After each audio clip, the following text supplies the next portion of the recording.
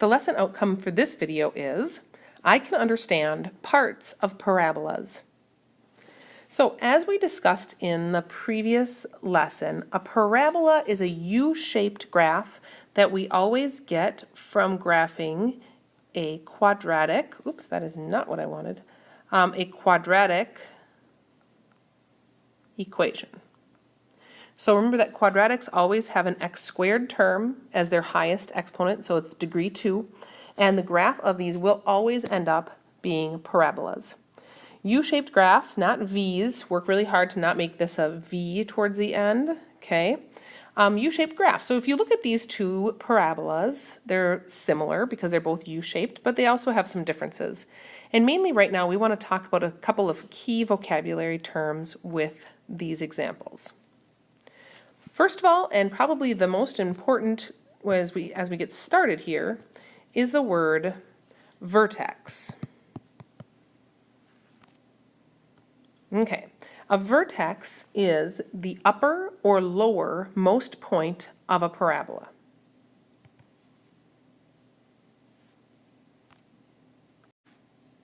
So the vertex in this parabola here is the point that is right there. You'll notice that the parabola changes direction at that point as well. So this curve is coming down and to the right, but now all of a sudden it's going up and to the right. So it changes that direction. The vertex on this parabola over here is right about there. So that is the vertex.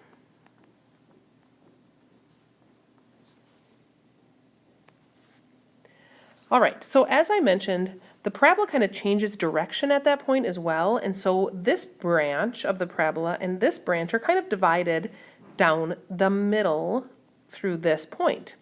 If you think about a word that you've talked a lot about probably in your life, the word symmetric. So let's say I have a star, like I do over here on the side. And this star is what we call symmetric, because if I drew a line, maybe if I try that again, if I draw a line down the center of it, each side of that line is a mirror reflection of the other side. So we could fold that star, this side of the star, on top of this side of the star, and it would match up exactly. So same on each side, kind of a reflection. So hopefully you notice that a parabola has the same thing that goes through this center point right here. Okay, because if I drew a vertical line through the center of that vertex, through the vertex I should say, we have, and we usually use, by the way, a dotted line to show this, or dashed, however you want to say it.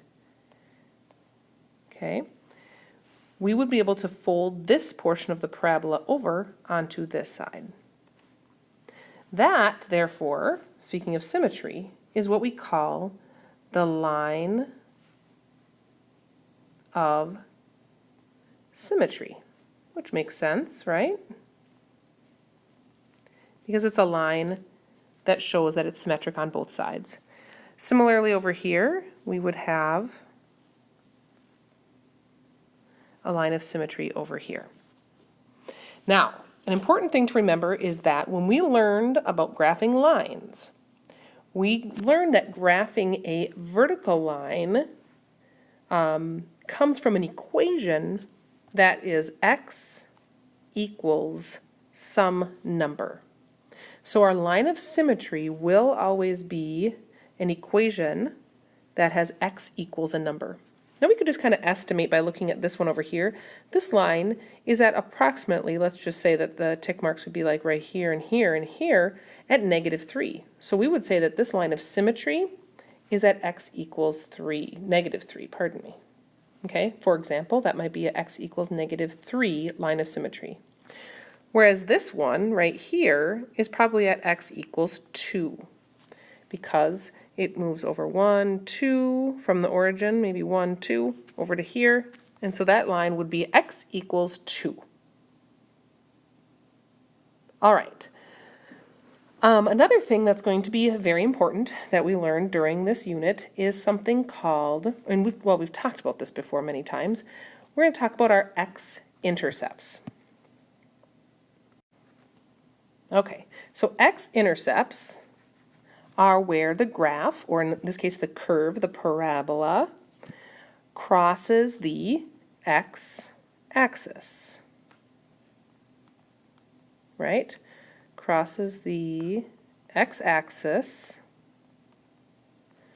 X-intercepts are where the graph crosses the x-axis.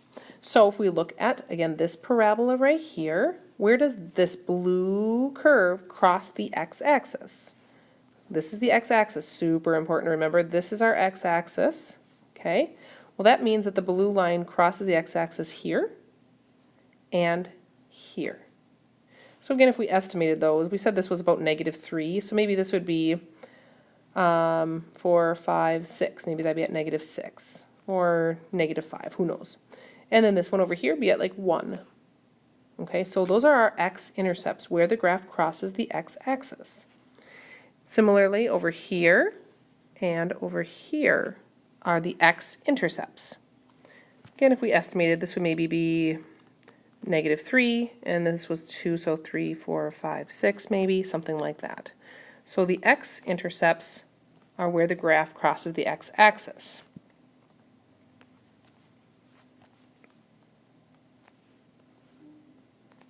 Okay. Now let's think for a second about how we used to label our x-intercepts in their math that we've done this year. Well, we know that this point right here, we've talked about it a couple times now, might be at, let's say, -3. All right, the x value of this point is -3. So I'm going to put -3 in for my x value. Well, what's my y value at that point? Well, my y value, if I went over left 3, so -3, I haven't gone up or down any, so 0, right? So -3, 0 is how we would label the x-intercept there. How about this one over here? Well, no matter what the x value is, the y value is again going to be 0. And then maybe in this case that x value is 7, right? Because again, estimating 1, 2, 3, 4, 5, 6, 7. Maybe that's at 7. All right, so those are our x-intercepts. Now we're going to do a lot of practice with this vocabulary in class, and I just wanted to kind of give you a brief introduction. Again, I'm going to run through this, and I know if you're not using different colors like I am, there might be a lot of different things on your notes packet that need to be clarified a bit. So make sure you clarify these as we go through them. First of all, the vertex. The vertex is the uppermost or lowermost point of a parabola. So it's right here and it's right here. And again, it's where that curve kind of changes direction. Through that point, we are breaking it into 2 branches of the parabola through that point, and it's symmetric through that point, which means that this line right here is our line of symmetry. The line of symmetry is always an x equals some number value where we're going through the x-axis. Same thing over here. 1, 2, going through at x equals 2. It breaks this parabola into 2 branches at the, what you want to call, the middle, the vertex. In this case, by the way, this vertex is known as a minimum over here because it's the lowest point of our graph. On this side over here, by the way, on this example, the vertex would be a maximum point because it is the uppermost point of the entire curve, the uppermost, and then the lowermost, so min and max. We also want to talk quickly again about the x-intercepts. It is where the graph crosses the x-axis, and they are labeled with the number where it crosses the x-axis, comma 0, because that y value is always 0. A lot of practice on this in class, so if it's not all clear yet, that is okay. We'll talk then.